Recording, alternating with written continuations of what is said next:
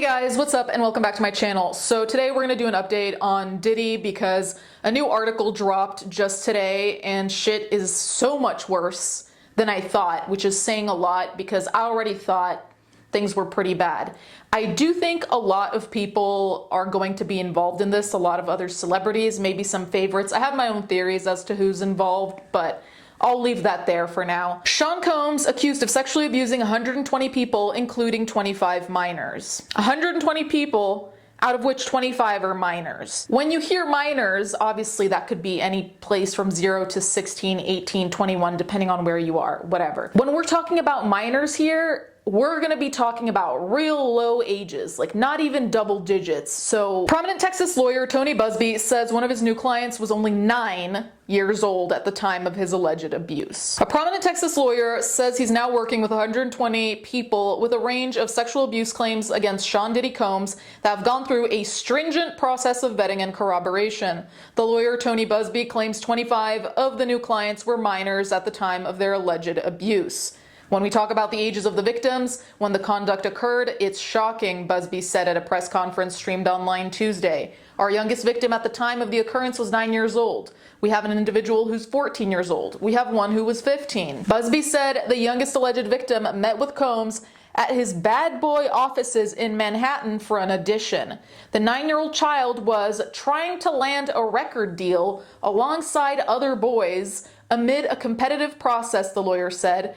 This individual was sexually abused, allegedly by Sean Combs and several other people at the studio. So I had my theories about other celebrities, but certainly it would not surprise me, unfortunately, if people who worked closely with Combs professionally, if they were involved too. And not necessarily like big names we know, but even just people at bad boy offices, whatever the fuck that even mean.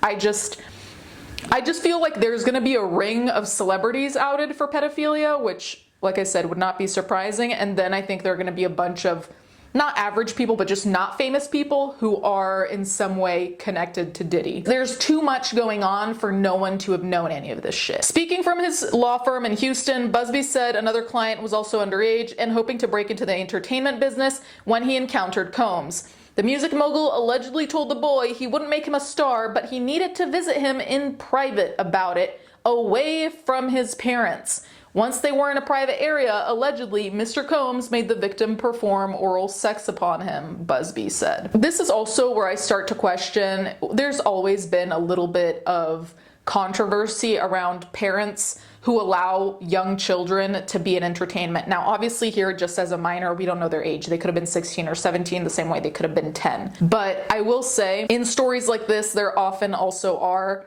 parents who are either really dead set on getting their kids in entertainment or are simply naive, you know, like with the best of intentions, are simply naive about what happens. And I think that's a conversation we have to have. To be clear, I'm not automatically blaming the parents. I don't know any of these people. I'm just saying we've all seen certain parents who push their kids into the spotlight. I mean, we see parents do that on YouTube, for crying out loud. The lawyer said the client, who's 15 years old, alleges she was flown to New York City to attend a party. Busby said the teen allegedly was drugged and raped by Combs. He said overall, the youngest alleged victims fit a pattern.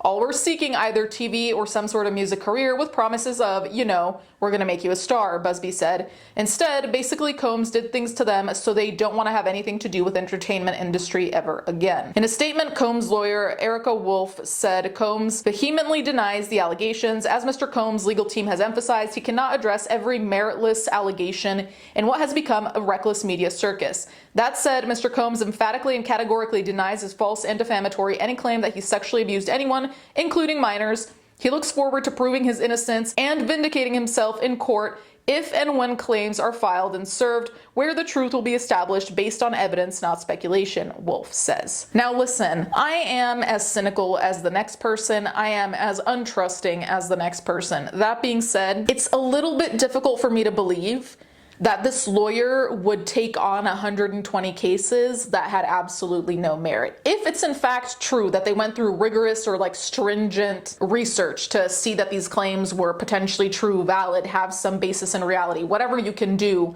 to quote unquote prove these claims, if that was in fact done, it's hard for me to believe that all of these people just fabricated evidence or have nothing to go off of, and that none out of 120 people are saying the truth. Because as much as some people just try to piggyback on other people in cases like liars I'm talking about, 120 people, so they're all liars?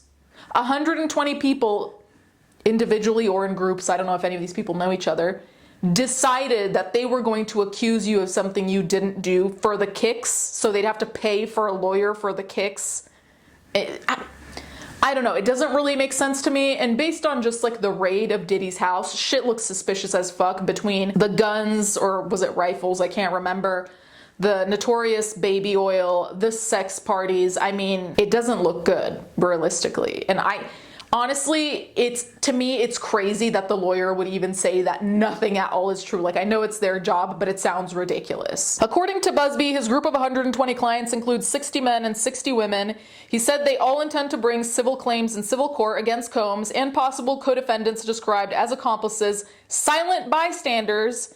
And this is where I fear we are going to see a lot of Hollywood celebrities go down. Enablers, also, and corporate entities such as hotels, banks, and even pharmaceutical companies. Busby said he expects to start filing the lawsuits in the next 30 days. In a nod to the likelihood some claims might be beyond the statute of limitations, he said New York and California likely will see the majority of his clients' claims.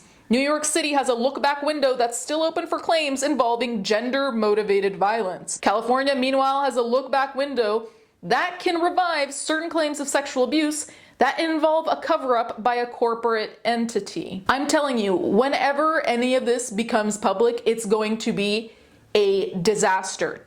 To be clear, a necessary disaster, because I want all of these people to be called out, and more than anything, I want them to get legal repercussions for it, and I want the public to know, but it is going to be a shit show. I expect that through this process, many powerful people will be exposed, Busby said Tuesday, declining to name any names. Some of this behavior occurred at private residences of people that we all know.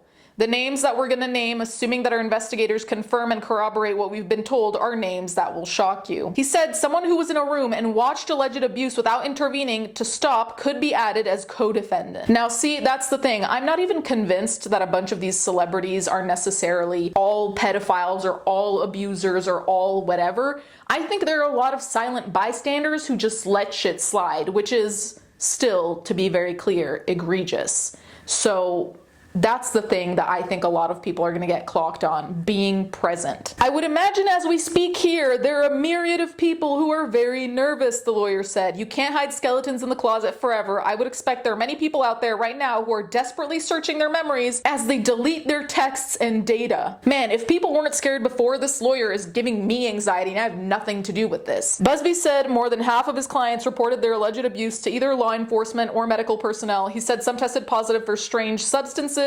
Drugs were found in their system, weird drugs that you've probably never heard of. One in particular that continues to pop up is a drug called xylazine, or trank, which based on our research is known as a horse tranquilizer. The lawyer said alleged abuse goes as far back as 1991 and often occurred at events including album release parties, New Year's Eve celebrations, 4th of July gatherings, Combs' famous white parties, and other social affairs from Hollywood to the Hamptons. If you wonder why there's so many alleged victims, that's your answer. We're talking about more than 25 years of this type of conduct, he said. This has been going on for a very long time. Busby, already known in music circles for representing victims of the deadly crowd crush at Travis Scott's 2021 Astroworld concert, first announced his connection to Combs' case with a social media post last Thursday. He said he was working with Andrew Van Arsdale of the California-based AVA Law Group to represent more than 50 people who suffered sexual assault and abuse at the hand of Sean Diddy Combs and his cohorts. On Tuesday, Busby said more than 3,200 people had reached out to the law firms in recent days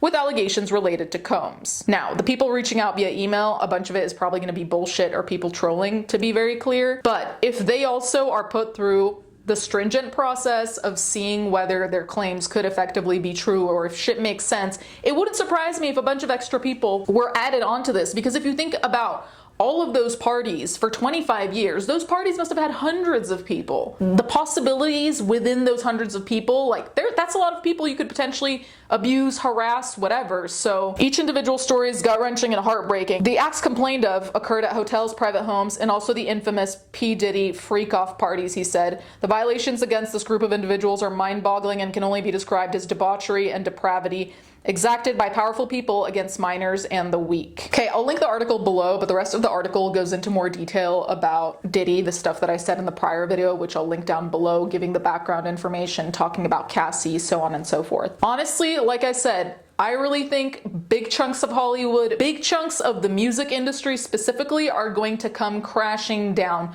From corporate to celebrities to, honestly, people who are probably neither. Just people connected, people who were at these parties because they knew someone who knew someone. Honestly, I really want this stuff to come out because I do want those people to be held accountable, specifically the celebrities that were there and stood by, like people with power who maybe could have done something, those people who stood by. And I'm honestly afraid to find out who these people are because I've only seen theories online and I don't believe the theories, but I do believe the core behind a lot of these theories is true, that a lot of these people are hiding in plain sight. I do think a lot of these people are freaking the fuck out. Because now P. Diddy's name, whether he's gonna be cleared or not, it doesn't even matter anymore because he's associated with all this shit. And I don't think he's gonna be cleared, to be honest. But now, you say Diddy, everyone has one core thought. So I think the thing is, it's gonna be a lot of social media guilt by association. So I think people don't even want to be mentioned. Even people who just attended a party and did nothing wrong. I think everyone is freaking out because even the innocent people do not want to be plopped into this basket of like, hey, pedophile, abuser, a bunch of other shit, apparently, drugger. Anyway, let me know what you guys think. Thank you guys so much for watching. Thank you to my patrons as always, and I'll catch you guys next time.